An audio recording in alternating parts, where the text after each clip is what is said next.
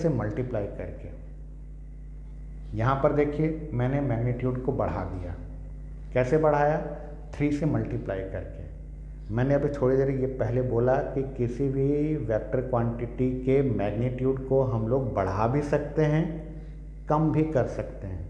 अब आपके मन में डाउट आएगा कि कम कैसे कर सकते हैं। मान लीजिए हमारे पास ये वेक्टर ए था।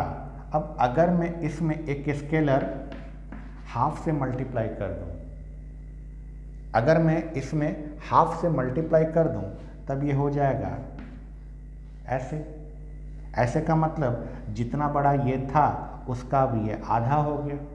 आधा होगा, इसको अगर डायग्राम के रूप में देखेंगे, ये अगर इतना बड़ा है तो ये हाफ वाला जो होगा इतना ही बड़ा होगा, जस्ट इसका हाफ हो जाना। कहने का मतलब अगर मैं किसी नेचुरल नंबर से मल्टीप्लाई करता हूँ तो उसका लेंथ बढ़ जाता है।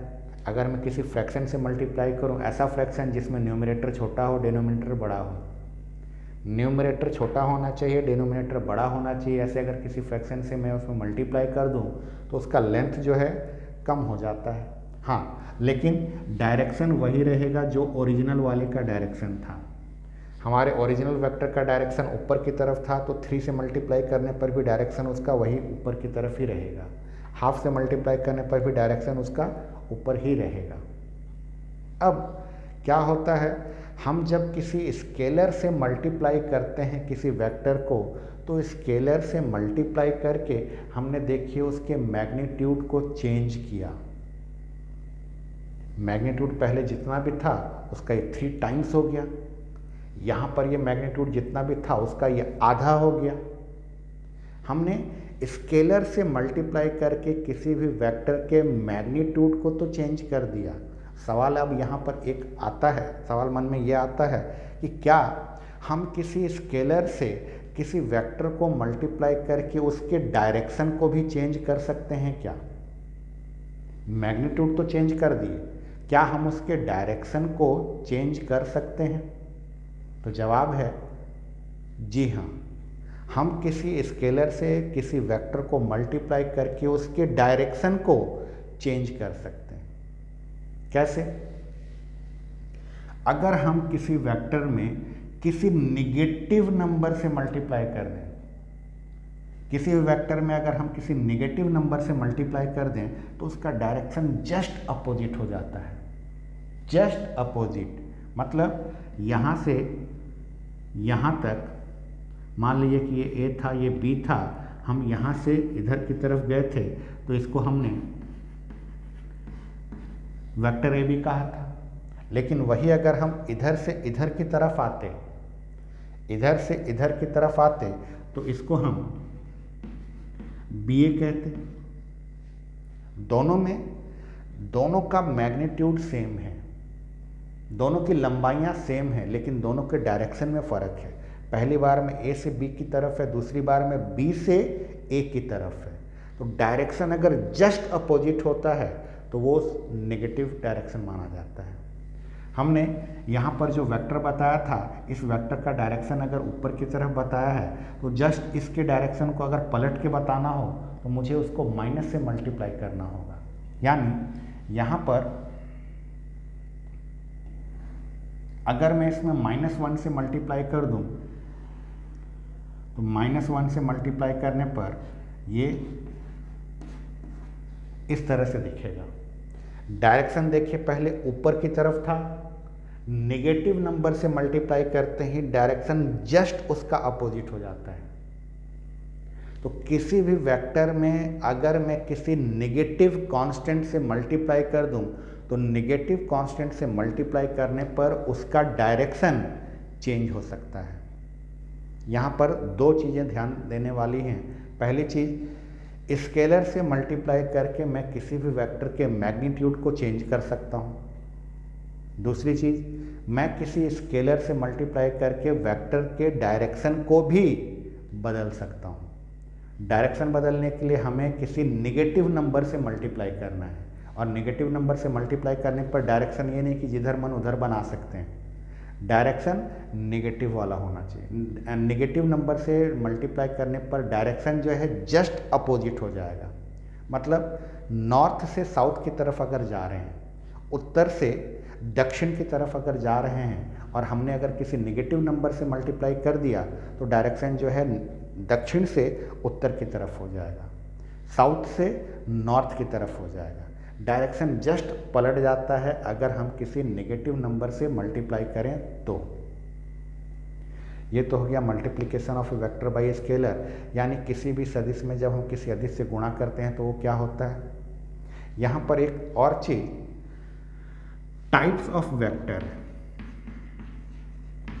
टाइप्स ऑफ वेक्टर, सदिशों के प्रकार। इसमें जो सबसे पहला चीज है वो है हमारा नल वेक्टर। इसे हम जीरो वेक्टर के नाम से भी जानते हैं, हिंदी में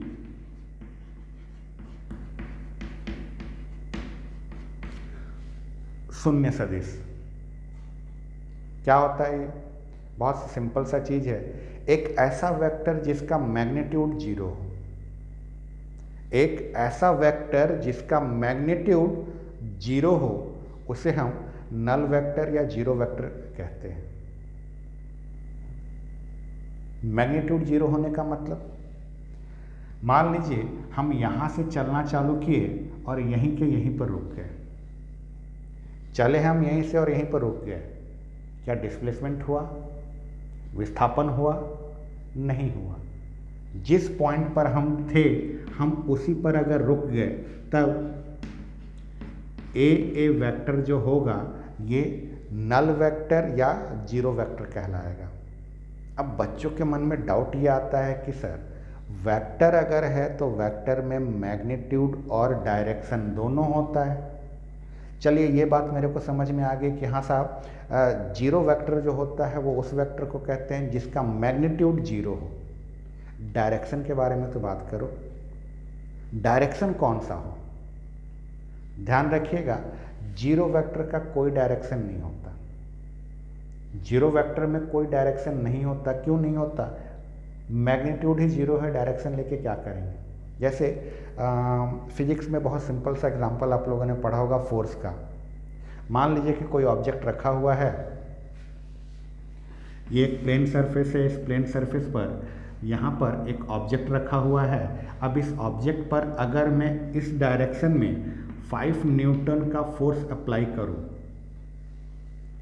एक वस्तु रखी हुई है और इस वस्तु पर अगर मैं 5 न्यूटन का बल लगाऊं इधर से उधर इस डायरेक्शन में, तो ये वस्तु जो है उस डायरेक्शन में डिस्प्लेस होगा, उस दिशा में विस्थापित होगा।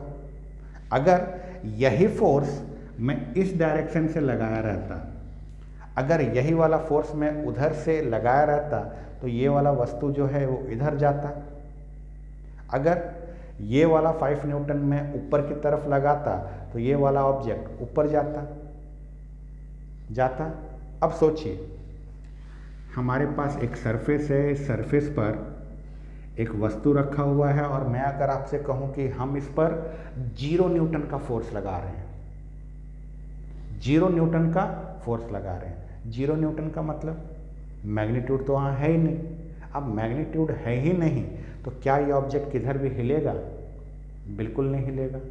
मैं इसमें 0 न्यूटन का इधर से लगाऊं, इधर से लगाऊं, इधर से लगाऊं, इधर से लगाऊं, किधर से भी लगाऊं, मैग्नीट्यूड जब 0 है तो उसमें डायरेक्शन का कोई फर्क नहीं पड़ता।